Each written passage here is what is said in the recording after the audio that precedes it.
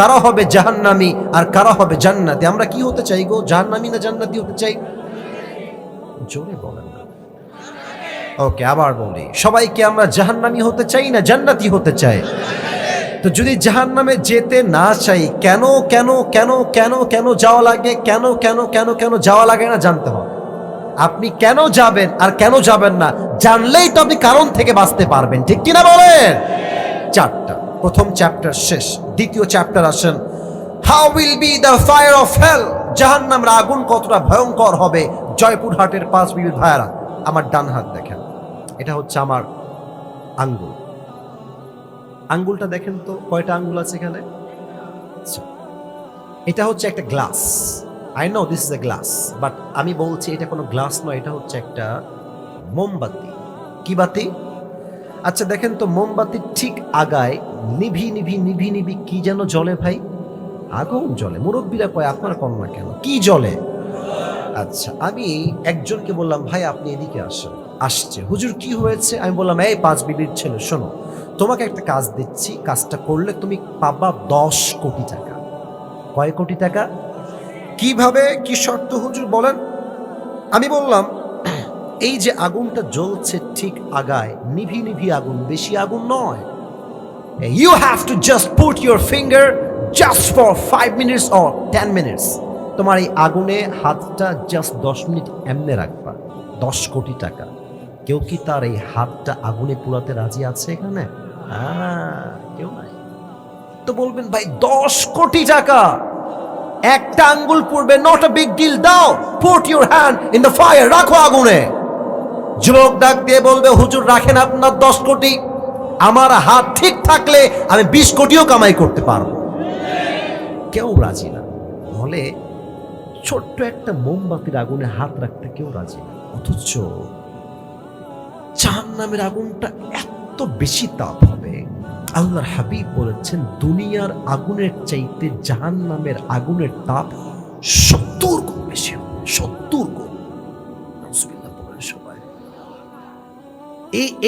এই আগুন যখন আপনার দেহে একবার টাচ করবে, এটা হাদিস নয়, এটা আয়াত, নাযাআতাল লিশওয়া, সঙ্গে সঙ্গে আপনার দেহের প্রত্যেকটা চামড়া খসে খসে মাটিতে পড়ে যাবে। লা তুবকি ওয়ালা তাদা, the fire of hell will not leave them alive nor will it leave them dead. যখন জাহান্নামের আগুন মানুষের গায়ে লাগবে, মানুষ না বাঁচবে না মরবে। একবার বাঁচে আরেকবার মরে, আরেকবার মরে তো আরেকবার বাঁচে। ওখানে কোনো মরণ নাই, জীবন আছে, মরণ নাই। শাস্তি হবে, মরার কাছে যাবেন, and you will alive again, আবার জীবন দিবে আপনাকে। আওয়াজ দিয়ে বলেন তো তিনি কে? আরেকটা হাদিস বলে আমি শেষ করছি, আগে জিজ্ঞেস করছি দেখা যাক কেউ পারে কিনা। আই হোপ আপনারা পারবেন। আগুনের রং তো আসলে কি কালার হয় গো? আগুনের রং আসলে কি হয়? লাল। কি কালার হয়? জাহান্নামের আগুনের রং কি কালার কে বলতে পারে? কালো। কালো। এটা লাল নয়। 1000 বছর জ্বালিয়েছে, লাল হয়েছে। তিরমিজির হাদিস। 1000 বছর জ্বালিয়েছে, সাদা। 1000 বছর জ্বালিয়েছে, ব্ল্যাক। 3000 বছর জ্বালালে একটা আগুন কতটা উত্তপ্ত হতে পারে, just try to ponder on this matter. একটু ভাবেন না কতটা গভীর আর কতটা মারাত্মক আগুন হতে পারে। আল্লাহর হাবিব বলছেন এখন যেই জাহান্নামের রংটা জাহান্নামে রয়েছে, এটা লাল কালার নয়, এটা সাদা রং নয়, এটাকে ভয়ঙ্কর কালো রূপ দিয়েছে একজন। আওয়াজ দিয়ে বলেন তো সবাই তিনি কে? This is the fire of hell and the color of this is black. এটা কালো রঙের জাহান্নামের আগুন। এবার আসেন 3 নাম্বার ঘটনা বলছি হাদিস থেকে, একটা যুবকও ডানবাম হবেন না। এই ঘটনা এই পুরো দেশকেই চেঞ্জ করবে বলে আমার বিশ্বাস। বলেন সবাই ইনশাআল্লাহ। আমার মায়েরা খবরদার স্মার্টফোন বের করবেন না মাহফিলের ভেতরে। আর মায়েরা খবরদার কোনো মহিলার সঙ্গে ওয়াজের মাঝখানে ফাউল আলাপ পেঁচাল পাড়া যাবে না। জয়পুরহাটের ভাইয়েরা, মায়েরা কান খাড়া খোড়া। বলেন তো ইসলামের প্রথম খলিফার নাম কি ছিল? ভয় নাই, আমি আপনাদের ভালোবাসার মানুষ। নাম কি ছিল প্রিয় ভাইয়েরা? আবু বকর রাদিয়াল্লাহু তাআলা আনহু। আচ্ছা ইসলামের দ্বিতীয় খলিফার নাম কি ছিল? ওমর ফারুক। তৃতীয় খলিফার নাম কি ছিল? ওসমান। বলেন সবাই কি মান? আর সর্বশেষ খলিফার নাম হচ্ছে আলী রাদিয়াল্লাহু তাআলা আনহু। আল্লাহু আকবার। আচ্ছা, 5 আগস্টের আগে আমাদের দেশের প্রধানমন্ত্রী ছিলেন, সাবেক প্রধানমন্ত্রী, ওনার নাম কি গো? নামটা ভুল হয়েছে, কনফার্ম জান্নাতি শেখ হাসিনা। উনি অনেক ভালো মানুষ ছিলেন। উনি বলে গেছেন যে আমার দোষ কি, আমি দোষটা জানতে চাই। ওনার কোনো দোষ নেই, উনি কেবল আল্লাহ, উনি দুনিয়াতে কেবল জান্নাত থেকে ভেগে আসছেন। এতগুলো ছাত্রকে মারার পরে যে মানুষ কয় যে আমার দোষ কি, আমারে এর কি বলা যায়? আপনারাই বলেন। হ্যাঁ, নিষ্পাপ, কোনো গুনাহ নয়, একদম নিষ্পাপ, ঠিক কিনা বলে? আচ্ছা ভাবেন তো, আমাদের দেশের রাজধানীর নাম কি? আমি কিন্তু ওয়াজের হাদিস বলবো, আগে বলছি আমাদের দেশের রাজধানীর নাম কি? ঢাকা। একটা মেট্রো রেল আছে, নাম শুনছেন না? মেট্রো রেল, হ্যাঁ, আগুন লাগাইছিল ছাত্ররা একটু একটু। তো উনি বলেছিলেন যে এটা ঠিক করতে কমপক্ষে 300 কোটি টাকা লাগবে, তাও মনে হয় ঠিক হবে না। পরে খবর পেলাম 20 কোটিও লাগে নাই। তাহলে কি বুঝলেন? এইরকম কত হাজার কোটি যে দেশ থেকে পাচার হয়েছে, এটা কোন ধারণা আমাদের মাথায় নাই যুবক ভাইরা। আচ্ছা, ইনাদের মাঝে যদি জাহান্নামের আগুনের ভয় থাকতো, এই যে কাদের কাউয়া নামে একটা মুখ আছে, হ্যাঁ, কি যে কয় এ নিজেও বোঝে না। আর আমি ভাবি যে আমাদের দেশের মানে যে বক্তব্যের সাইজ, এটা বিদেশের কেউ শুনলে বলবে এটা মগা আসছে, এটা কোনো নেতা হইতে পারে না। ঠিক আছে কিনা বলে? এরা জাহান্নামের আগুনকে ভয় করলে এই যে টাকা মেরে খেয়েছে, এইটা কি মারতে পারতো? যুবক ভাইরা বলো। আসেন আবু বকরকে নিয়ে আমরা একটা হাদিস শুনি। প্রধানমন্ত্রী, খলিফাতুল মুসলিমিন। আমাদের দেশে সবচেয়ে দামি গরুর গোস্তের নাম কি? মুরগি, ছাগল না গরু? গরু সবচেয়ে দামি। আরব বিশ্বে সবচেয়ে দামি খাবারের নাম হচ্ছে সারিদ, the most expensive food in Arabic world. সবচেয়ে দামি খাবারের নাম হচ্ছে সারিদ। একবার আবু বকর রাদিয়াল্লাহু তাআলা আনহু বাসায় আসছেন কাজের থেকে। তার বউ এসে বলছে, আবু বকর, ইয়া খলিফাতুল মুসলিমিন, আপনার 2 জন সন্তান একটা আবদার করেছে আপনার কাছে বাবা হিসেবে, প্রধানমন্ত্রী হিসেবে। কি আবদার? বলছে যে আপনার সন্তানরা 1 টুকরা করে সারিদ খেতে চায়, খুবই শখ তাদের, দামি খাবার। কাকে বলেছে? মন্ত্রী নয়, এমপি নয়, মেয়র নয়, চেয়ারম্যান নয়, প্রধানমন্ত্রী। কয় টাকার মালিক আপনার ধারণা হওয়ার কথা নয়। আমাদের দেশে তো প্রধানমন্ত্রী বহুত দূরের কথা, প্রধানমন্ত্রীর পিএসি হচ্ছে 400 কোটি টাকার মালিক। আবার কি হেলিকপ্টার চলেই না গো। এদেরকে দেখলেই বলতে মনে হচ্ছে ওরে বাটপার, ওরে চিটার। তো আবু বকর প্রধানমন্ত্রী, উনি বলছেন মাফ চাচ্ছি, আমি যে সারিদ খাওয়াবো আমার সন্তানদেরকে, এই পয়সা আমি আবু বকরের পকেটে নাই। সুবহানাল্লাহ, জয়পুরটা হয় নাই, পড়েন। প্রধানমন্ত্রী কি বলছে? সারিদ যে খাওয়াবো কয়েক টুকরা, I don't have any money, আমার তো টাকাই নাই, আমি কেমনে খাওয়াই? যাও সন্তানদের কাছে আমি বাবার পক্ষ থেকে মাফ চেয়ে নাও। আবু বকরের মা, আবু বকরের স্ত্রী এসে বলছে, মা সন্তানকে বলছে, বাবারা তোমার আব্বা বলেছে মাফ চাই, দেওয়ার মতো কোনো টাকা তার কাছে নাই। 2 মাস পার হয়ে গেছে, 3 মাস, 4 মাস। একদিন আবু বকর বাসায় আবার আসছেন, তার বউ গেট খুলেছে, গেট খুলে দেখছে একটা ছোট্ট প্লেট তার হাতে রাখা। আবু বকর ডাক দিয়ে বলছে, মা হাদা, এটা কি? তার বউ বলছে, এটা আপনার জন্য আমি কয়েক টুকরা সারিদ কিনে নিয়ে আসছি, নেন খান। তো উনি বললেন যে সারিদ তুমি কেমনে কিনলা গো? আমি তো টাকা দেই নাই, আমি তো মাফ চেয়েছিলাম। তো বলছে থামেন থামেন, আমি লেট মি এক্সপ্লেন, আমি একটু ব্যাখ্যা করছি কেমনে কিনলাম। উনি বলছেন যে মূলত আপনি যেই মাসে আমাকে টাকা দেন, প্রতি মাসে মাসে টাকা দেন, ওই টাকাটা জমিয়ে জমিয়ে জমিয়ে জমিয়ে কয়েক মাসের টাকা বাঁচিয়ে আমি আমার সন্তানের আবদার পূরণ করার জন্য কয়েক টুকরা সারিদ বাজার থেকে ক্রয় করে নিয়ে এসেছি, খান, হালাল। একটা প্রধানমন্ত্রী প্রথম হিসাব কি দেখছেন, যেটা হালাল না হারাম? প্রথম হিসাব, আমি যে খাবো এটা হালাল না হারাম? খান, এটা হালাল, আপনার টাকার কামাই, এটা খান। আবু বকর খেয়েছে। হাদিস তো শেষ হয় নাকি? হাদিস এখনো শেষ হয় না। সারিদ খেয়ে সোজা সংসদ ভবন, পার্লামেন্টে গিয়েছে। মন্ত্রী, এমপি, রাষ্ট্রের সমস্ত দায়িত্বশীল ব্যক্তিকে ডেকে এক জায়গায় করেছেন। সবাই তো অবাক হয়ে গেছে, হঠাৎ করে এরকম ডাক কেন দিয়েছেন তিনি? কি ব্যাপার, কি হয়েছে সবার? বলছে ইয়া খলিফাতুল মুসলিমিন, কি হয়েছে আপনার?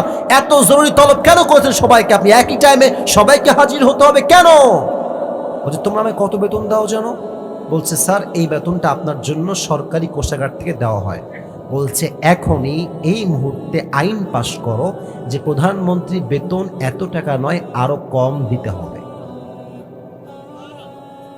উনি এই কথা বলায় এমনি তাকায় আছে সবাই, মানে কি? বেতন তো এমনিতেই কম, আরো কম কেন হবে? আবু বকর ডাক দিয়ে বলছে আমার বউ আমাকে সারিদ খাওয়াইছে আজকে বাঁচিয়ে বাঁচিয়ে টাকা। এর দ্বারাই প্রমাণ হয়ে গেছে আমি আবু বকরের সংসার এর চাইতেও কম টাকায় চালানো সম্ভব। আমার টাকা কমায় দাও, জাহান্নামের আগুনকে আমি চুল পরিমাণ বরদাস্ত করতে পারবো। একটা সারিদের টুকরা খেয়েই তার মাথায় হুঁশ চলে আসছে। আমাদের দেশের মন্ত্রী নেতারা একটা দিন পদ পেয়ে কয়েকশো কোটি টাকার মালিক হয়ে গিয়েছে। যুবক ভাইরা, এদেশের যত মন্ত্রী আছে, নেতা আছে, যত রকম মেয়র আছে, প্রত্যেকটা হৃদয়ে যদি আবু বকরের মতো ভয় ঢুকে যায়, এই দেশটা সোনার দেশ হয়ে যাবে। যুবক ভাইরা, ঠিক কিনা বলো? আমাদের পাশের দেশ ইন্ডিয়া, আমাদের দেশ থেকে মাত্র 3 থেকে 4 ঘন্টা দূরত্বে আছে মালয়েশিয়া। কি ভিআইপি কান্ট্রি দেখেন না আপনি, ইউটিউবে লেখেন মালয়েশিয়া। আজের সাহেব তো মালয়েশিয়াতে থাকেন তাই না?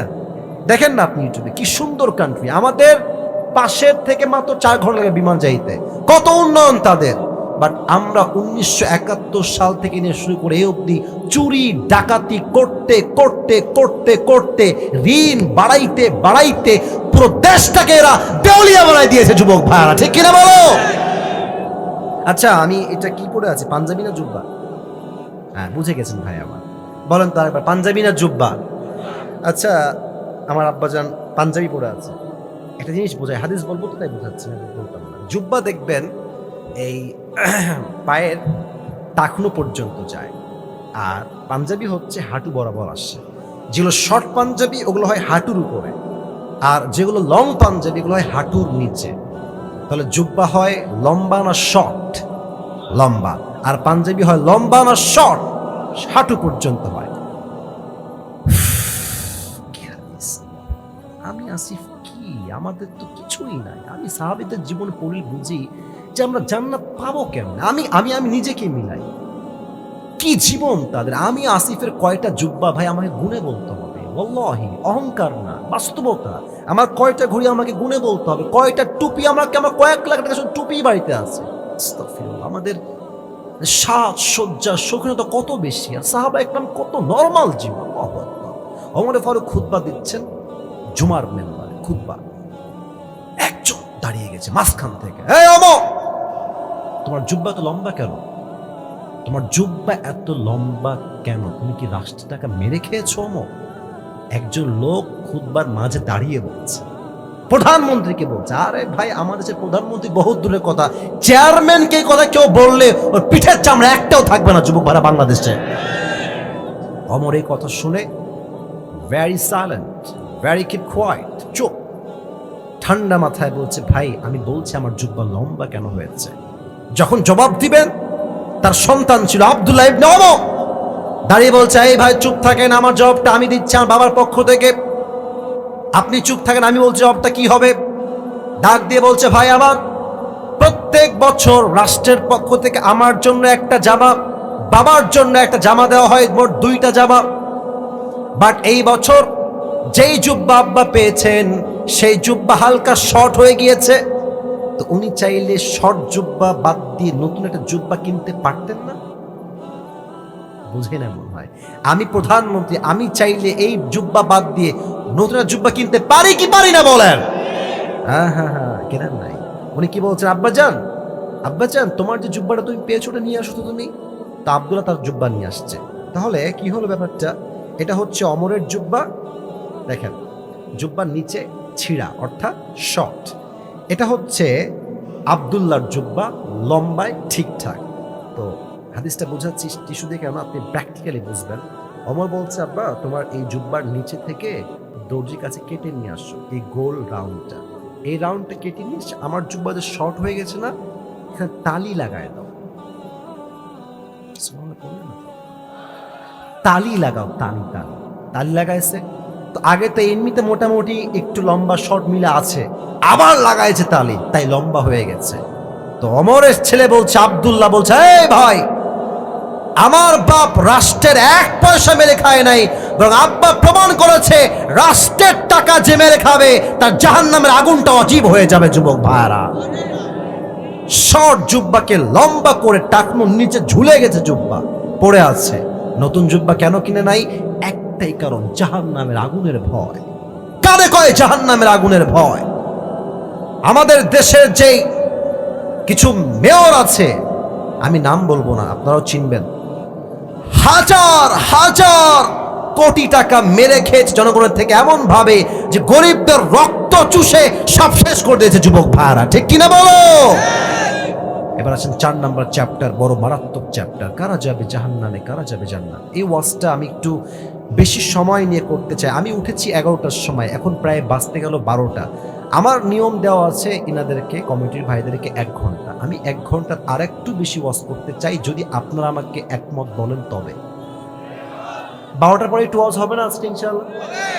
আপনারা থাকবেন তো সবাই ইনশাআল্লাহ? দেখেন, আমি একটু কথা বলি, 12টার পরে যদি আপনারা কেউ উঠে যান আমি কিন্তু দোয়া করব, আর যদি আপনারা থাকেন, যতক্ষণ আমার জবান আছে ততক্ষণ ওয়াজ হবে। যুবক ভাইরা, ঠিক কিনা বলো? আচ্ছা, যেহেতু অনেক লম্বা সময় হয়ে গেছে, এটা কাশি দিয়ে আমরা সবাই মিলে,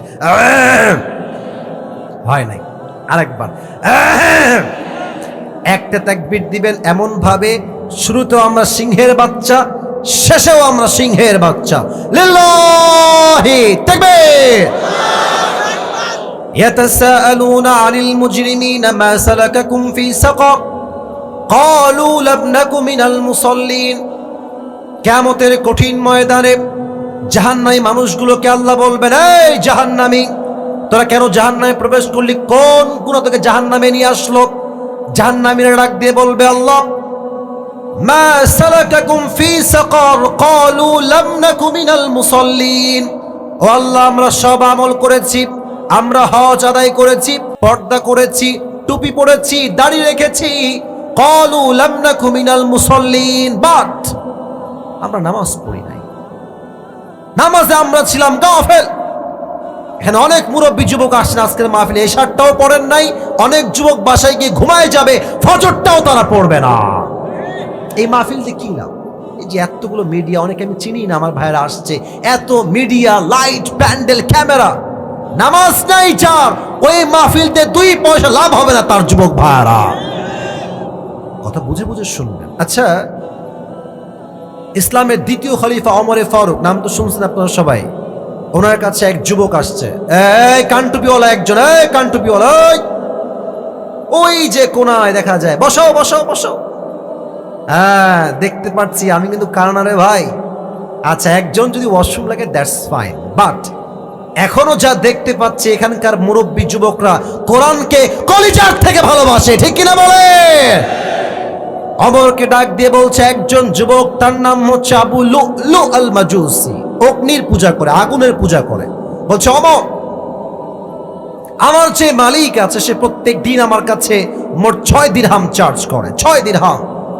তুমি কথাবার্তা বলে, বসে পড়ো বসে পড়ো, এখন না, বসে পড়ো, 6 দিরহাম চার্জ করে, আপনি কমায় দেন, আমি এত দিতে পারবো না। তো বলছে, ভাই ঠিক আছে কমায় দিব, বাট তুমি কিসের ব্যবসা করো, তোমার কাজটা আসলে কি?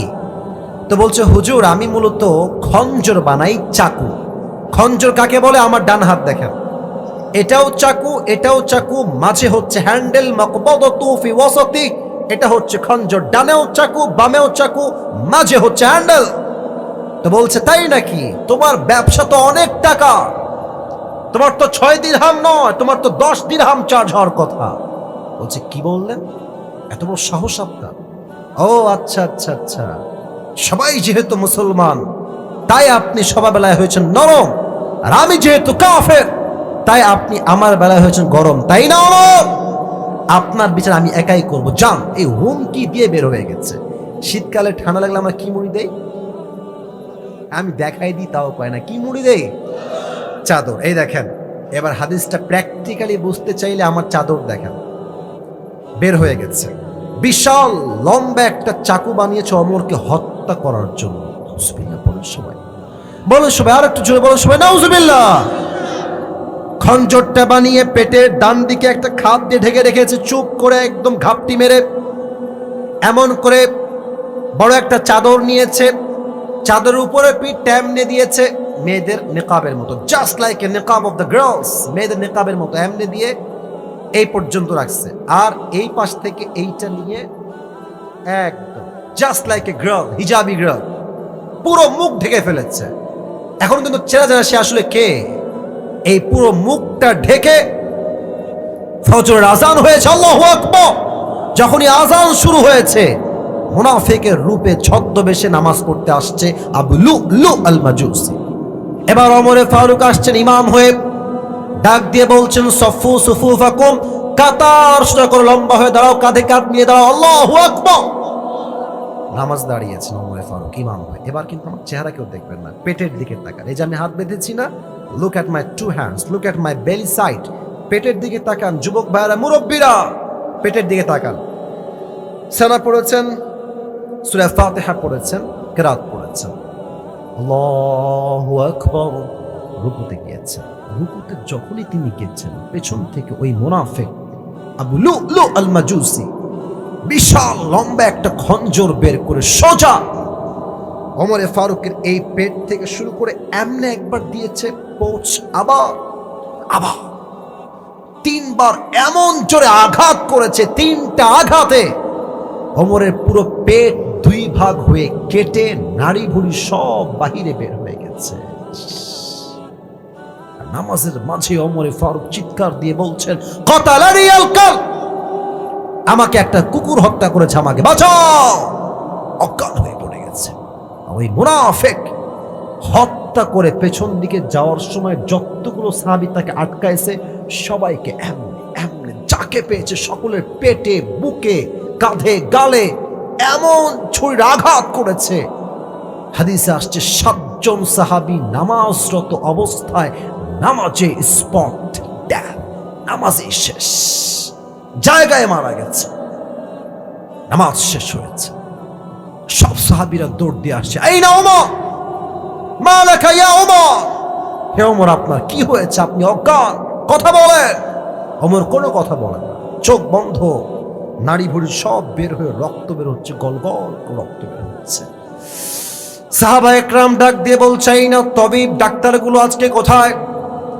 দ্রুত দ্রুত সবাই চলে আসো, ওমরকে বাঁচাইতে হবে, ওমর হয়তো বা শেষ হয়ে যাবে, বাঁচাও বাঁচাও, ওমরকে বাঁচাও। সব ডাক্তাররা দৌড় দিয়ে আসছে। এসেই ওমরের পিঠে হাত দিয়ে হালকা করে তার পিঠ এখান থেকে নিয়ে হালকা করে তুলছে, এবং পানির একটা গ্লাস বা বোতল নিয়ে এসে তার ঠোঁটটা হালকা ফাঁকা করে তার ঠোঁটে পানি দিয়েছে কয়েক ফোঁটা।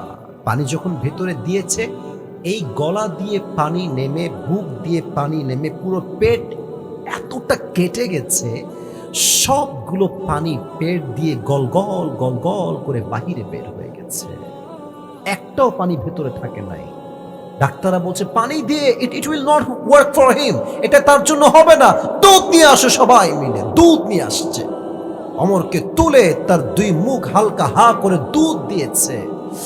দুধ গলা দিয়ে নেমে, বুক দিয়ে নেমে, নাভি দিয়ে এমন ভাবে কেটে গেছে, দুই পেট দুই দিকে, দুধগুলো সব পেট দিয়ে গল গল করে বাহিরে মাটিতে গড়ে গড়ে পড়ে গেছে। এই দৃশ্য দেখে সাহাবা একরাম বুঝে গেছে, শেষ, সব শেষ। অর্থ জাহানের খলিফা Omar Farooq is going to die very soon. শেষ হায়াত, আর বাঁচানো সম্ভব নয়। সব সাহাবীর চোখে পানি পানি পানি। এক সাহাবী দূর থেকে দেখছে, হঠাৎ করে ওমর ফারুক রাদিয়াল্লাহু তাআলা আনহু চোখটা হালকা করে খুলেছে। Look at my eye, look at my eyes, very little bit, একদম ছোট্ট করে চোখটা একটু খুলেছে। এক সাহাবী দূর থেকে দেখে দৌড়ে আসছে, মা লাকা ইয়া ওমর, মা লাকা ইয়া ওমর, মা লাকা ইয়া ওমর, হে ওমর কি হয়েছে আপনার, আপনি কি ঠিক আছেন কিনা ওমর?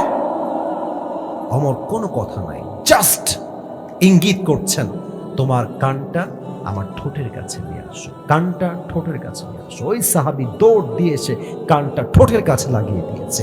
হি ওয়াজ থিংকিং লাইক দিস, যে ওমর ফারুক হয়তো আমাকে বলবেন, এই সাহাবী খবরদার, রাজ্য দেখে শুনে রেখো, সম্পত্তি দেখে রেখো, বউকে দেখে রেখো, মাকে দেখে রেখো, সন্তানকে দেখে রেখো। He was thinking like this, যে হয়তো বা এটাই বলবে আমার কানে কানে। No, the idea was totally and completely রং।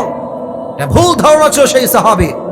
যখনই মুখ এবং কান আগায় দিয়েছে, ওমর ফারুক তার পেটের নাড়ি ভুড়ি সব বের হয়ে আছে, রক্ত বের হচ্ছে, জীবনের শেষ মুহূর্তে সে আছে। একটাই কথা, শেষ কথা, এই সাহাবী সাল্লাল্লাহু নাস, সব পরে দেখা যাবে, আগে আমাকে এই খবরটা দাও, আমি যেই নামাজের ইমাম ছিলাম, আমার অজ্ঞান হওয়ার পরে সাহাবায়ে কেরামের সেই নামাজটা কি জামাতে আদায় করেছে কিনা সেই খবরটা আমাকে আগে দাও। কোন সাহাবী আপনি বোঝেন জয়পুরের ভাইয়েরা, কোন সাহাবী যাকে আল্লাহ রাসূল দুনিয়াতেই জান্নাতের টিকিট কনফার্ম, আল্লাহ রাসূল যাকে জান্নাতের টিকিট দিয়েছেন, তার কি আর কিছু লাগে? ও ভাই কথা কোন, তার কি আর কিছু লাগে? ওই সাহাবী যদি নিজের জীবনের শেষ মুহূর্তে নামাজকে না ভুলে, আপনি পাঁচ বিবির ছেলে, আপনি জয়পুরহাটের মুরব্বী, আপনি জয়পুরহাটের মা, আপনি আমার বোন, আপনি কোথায় টিকিট পেলেন? আপনার আজান হয়, আপনি নামাজ পড়তে চান না? আজান হচ্ছে আসরের মসজিদে, এলাকার যুবকরা মাঠে বসে বসে ক্রিকেট খেলছে, ফুটবল খেলছে, মরে মরে চায়ের দোকানে হিন্দি গান বাজতেছে। যুবক ভাইরা, এই আজান দিয়ে কি হবে যে মুসল্লি না আসে আমার মসজিদে? আজকে কি বার ছিল বলেন তো সবাই? ভাই কথা না বললে ওয়াজ কারে করে আছে? কি বার ছিল? খুব চিন্তা করেন তো এবার, যে আপনার মাথায় আসবে পুরো মসজিদটা লড়ছে। আমি কি ভুল বললাম না ঠিক বললাম? জায়গা নাই, এই সাইড দাও, এই এদিক যাও, এই এদিক যাও, জায়গা নাই। এরা ফজরের সময় কই থাকে? এরা আসরের সময় কই থাকে? জোহরে যেই মসজিদে জায়গা হয় না, জুমার সময় আসরে সেই মসজিদটা এক কাতার ছাড়া বাকি সব কাতার ফাঁকা থেকে যায়। আপনি কি ভাবেন? ও ভাই আপনি কি ভাবেন? আপনি কি ভাবেন যে সপ্তাহে একবার যাব তাতেই আমার জান্নাত কনফার্ম হয়ে যাবে? জান্নাত এটা কোনো মামুর বাড়ির মোয়া নয় যে এক ওয়াক্ত নামাজ পড়লে জান্নাত ওয়াজিব হয়ে যাবে। যুবক ভাইরা ঠিক কিনা বলো? এটাই হচ্ছে নামাজ। নামাজ নেই যার, সবচেয়ে বেশি জাহান্নামী হবে সে। দুই নাম্বার কথা মেয়েদের জন্য বলছি, কিয়ামতের দিন সবচেয়ে বেশি জাহান্নামে যাবে দুই প্রকারের নারী। এক, যারা স্বামীর অবাধ্য। আবারও বলছি, এটা কিন্তু আমি বলবো তোমাকে, যুবক ভাই বলো তুমি কি কারণ জানো? এক, তাকফুরনাল আশির, কিছু মেয়ে দেখবেন স্বামী সারাটা জীবন দেয়, ও মুরব্বী আব্বাজান আমার চোখে চোখ রাখেন, এই যুবক আমার চোখে চোখ রাখো। এক স্বামী সারাটা জীবন বউকে দেয়, সারা জীবন ক্ষয় করে ফেলে, আর কোনো কিছু কমতি হলেই বউ বলে তুমি আমাকে জীবনে কি দিলা, কম তো তোমাকে কিছুই জীবনে পাই নাই। বলেন এরকম বউ বাংলাদেশে আছে না? না আমি শুনি না, বলো সবাই আছে না? আছে না? আছে না? এরা সবচেয়ে বেশি জাহান্নামে যাবে। ইভেন অনেক বউ আজকাল আছে, অমুকের স্বামী কি দিয়েছে তাই নিয়ে স্বামীর সঙ্গে হিসাবে বসে। আমার বান্ধবীর স্বামী তাকে এই এই এই এই এই এই দিয়েছে, আমার অমুক বান্ধবীর স্বামী এই এই এই এই দিয়েছে, তুমি আবার কেন দাও না? এই সমস্ত বউরা জীবনে, পারিবারিক জীবনে সুখী হতে পারে না। যুবক ভাই ঠিক কিনা বলো? তাকফুরুল আশির। দুই, কাসিয়াতুন আরিয়াতুন, এমন কিছু নারী যারা পোশাক পরবে বাট উলঙ্গ থাকবে। আজ আমার এই বাংলার মাটিতে এমন কিছু মেয়ে আছে যারা বোরকা পরে, নেকাব পরে, হিজাব পরে, বাট তাদের জামা টাইট এত বেশি হয় দেহের প্রত্যেকটা অঙ্গ প্রত্যঙ্গের ভাঁজ বোঝা যায়। যুবক ভাইরা, বোরকা পরে কি লাভ? আমার মনে হয় কি জানেন, তুমি বোরকা বাদ দিয়ে তুমি জিন্সের প্যান্টই পরো। বলেন বলেন কথা ঠিক আছে না? বলেন বলেন বলেন। যেই বোরকা দিয়ে বোরকার সম্মানই হয় না, ব্যবসা মার্কা বোরকা, এই বোরকার চাইতে তোমার যে জিন্সের প্যান্ট পরা বেশি উত্তম। যুবক ভাইরা ঠিক কিনা বলো? অন্তত বোরকার বদনাম থেকে মানুষ বেঁচে যাবে। আপনার জয়পুরে মনে কোনো মেয়ে নাই যারা উল্টাপাল্টা বোরকা পরে, এরকম তো জয়পুরে নাই? আরে নাই নাই নাই নাই নাই, আছে। সাবধান মেয়েরা, সাবধান, এই মেয়েরা জাহান্নামে সবচেয়ে বেশি যাবে। আচ্ছা, শেষ একটা হাদিস বলতে চাই, শেষ হাদিস। নবীজির একটা একটা মাত্র কলিজার টুকরা মেয়ে ছিলেন যার দ্বারা নবীর বংশ বিস্তার হয়েছে। কি নাম গো? ফাতেমা। Right answer, Fatema. আবার বলেন সবাই নাম কি? আরো কিছু প্রশ্ন করছি, জানি আপনারা পারবেন। ফাতেমার দুজন সন্তান ছিল, একটু জোরে কোন? হাসান এবং শেষ কথা, ফাতেমার স্বামীর নাম কি ছিল গো? আলী রাদিয়াল্লাহু তাআলা আনহু। বলো সবাই মারহাবা।